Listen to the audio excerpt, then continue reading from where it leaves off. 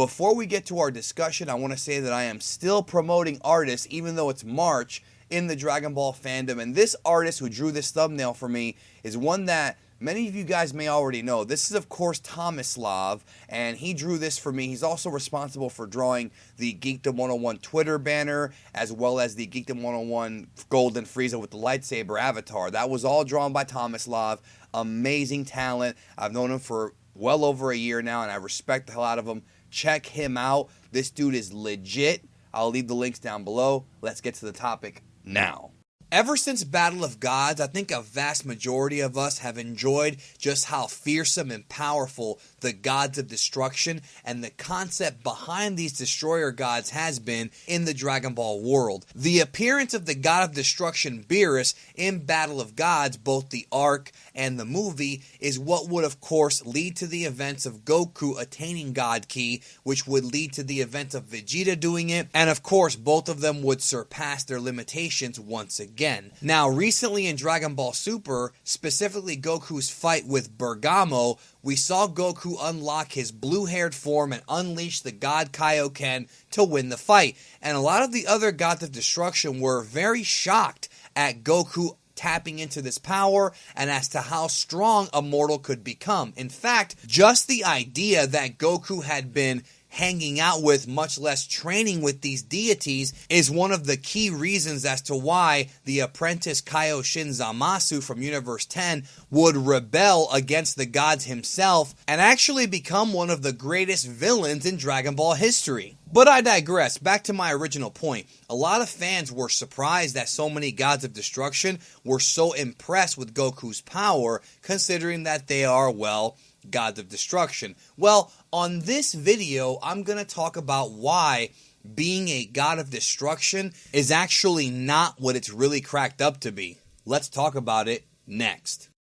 Mr. Satan wants you to subscribe to Geekdom 101 on all these social media platforms, you chump. Oh yeah!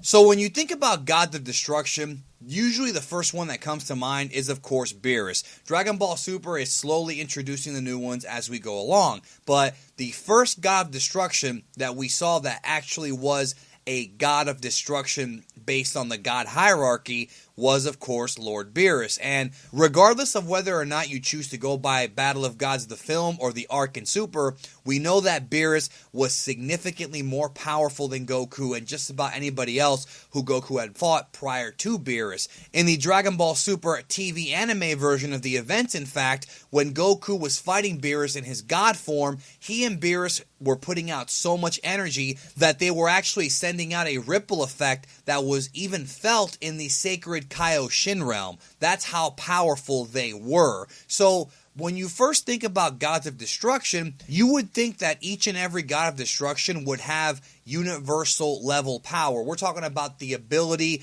to destroy solar systems and planets with ease. In fact, maybe you could even say they could destroy entire galaxies based on the fact that Beerus was able to blow up half a planet by tapping his finger on a table. The point is, no matter how you power scale it, Beerus is really strong. Same thing goes for his brother Champa. In fact, Whis and Vados have constantly reminded us, both in the Dragon Ball Super manga and in the Dragon Ball Super anime, that Beerus and Champa should never fight, because if they do, the entire universe would be at risk of being destroyed. And that's something that, well, they don't want to have happen, and who would? Now, if you remember, earlier in Dragon Ball Super, Vegeta was practically begging Whis to train him so that he could become stronger, and Whis told him, okay, I'll train you if you become a god of destruction. Now, what I found interesting about that line is that that line was never revisited again in Dragon Ball Super. In other words, it didn't lead anywhere. Like, we didn't actually have any more hint of Vegeta actually taking Beerus' job.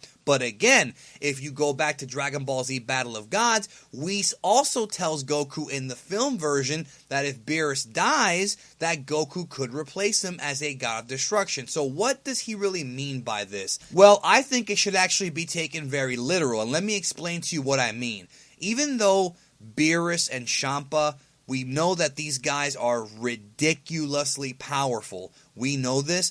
That does not necessarily mean that all 12 gods of destruction are equally powerful. I think that some might be stronger than Beerus and Champa, and I think that some might be weaker than Beerus and Champa. We know that Beerus has an unbelievable ability to kill almost anything he wants to kill, including dead people based on Dragon Ball Super, and we know that Goku and Vegeta have not yet surpassed Lord Beerus, or at least that's what the series has been telling us. But think about what it really takes to be a God of Destruction and what the job actually entails. All you really have to do to be a God of Destruction is, well, destroy. But what do you have to destroy? Well, the idea is the Supreme Kais are the gods of creation. They create planets, stars, and civilizations. The gods of destruction do the opposite. They destroy planets, stars, and civilizations. Now, when you look at Dragon Ball scaling, when it comes to power scaling, the ability to blow up a planet or a star is really not that crazy for actually a vast chunk of the Z Fighters to be able to do. So, for example, go back to Dragon Ball. We saw Master Roshi very early in the series blow up the moon. Later on in DBZ, we see Piccolo flick his wrist and blow up the moon there. We also see Frieza in his first form. Remember that. His first form blowing up the gigantic planet Vegeta, and Vegeta himself in the Saiyan arc says he could destroy the Earth. So, we've got planet-busting characters at literally significantly lower power than anything in Dragon Ball Super. So if Frieza in his first form can destroy a planet easily, and then later on we actually have Cell claim that he can blow up an entire solar system, that means that the ability to blow up a planet or a star is nothing. Like, think about that. Because by the time we get to the Buu arc, for some of these characters, Goku, Vegeta, even Gohan and Piccolo, blowing up a planet or a star should be nothing to them.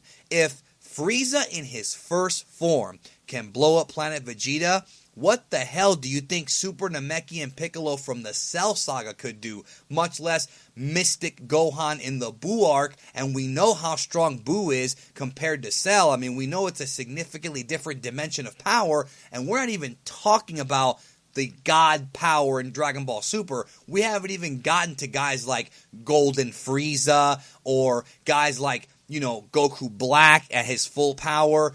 This is multi-solar system. We're talking about like galactic level power here. So when you really break it down, if the duties of a god of destruction is just to blow up planets and stars, and on a higher scale, you could always throw in solar systems. I doubt that Beerus would. I mean, he could. I think he could. But I doubt that he would blow up an entire galaxy in one shot. But I do think he's capable of doing that. And just because we haven't seen him do it does not mean that he can't do it. I think a lot of Dragon Ball fans have to realize that. Just because we don't see a character perform a giant feat does not mean that he can't, just based on the scaling of power. Because remember, like I said before, planets were getting blown up back in DBZ, early DBZ, and moons were getting blown up in Dragon Ball. So by the time we get to Super, I would say it's a cakewalk for a lot of these guys to blow up planets and stars. So what do I mean by all this? Well, I'm thinking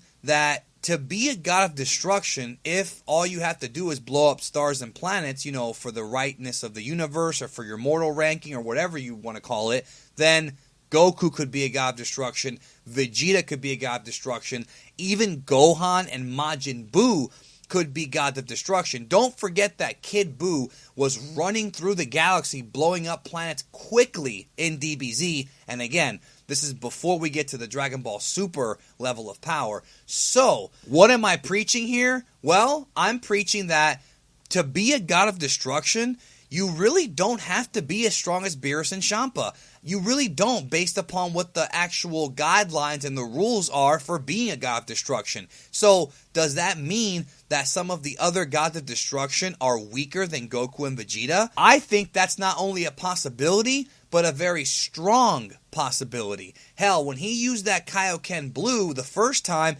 even Beerus himself was sweating. And a lot of us thought that Goku was close to surpassing Lord Beerus, but then that Toriyama Toyotaro dual interview came out. Toriyama himself said that Goku and Vegeta are not going to be surpassing Beerus anytime soon. So when that interview came out, it hit the reset button for a lot of us fans.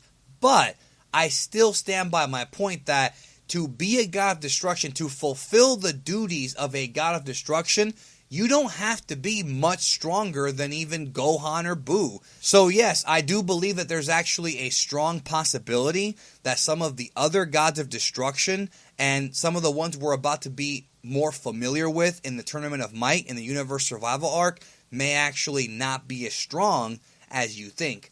But that remains to be seen because, like I spoke of earlier, Whis and Vados are very cautious of two gods of destruction fighting. But when you really think about it, they may have only been speaking of Beerus and Champa. But nonetheless, I still think that if gods of destruction, no matter what universe they're from, fight all out, that it is very dangerous for the inhabitants of said universe. So, bottom line, just because someone's a god of destruction does not mean that they're at the level of Beerus and Champa, in my opinion. I think some are weaker, and I think some may actually be stronger. Of course, that remains to be seen. But let's get the discussion going down below in the comments. I want to know what you think about this. I want to know, do you think I'm spot on with this? If you disagree, that's cool too. I'm very curious to hear what you guys have to say about this topic. And remember to leave a like if you enjoyed the video. Subscribe if you have not. I'm really curious about people's thoughts on this one. Thank you so very much for watching. I will talk to you guys down the road.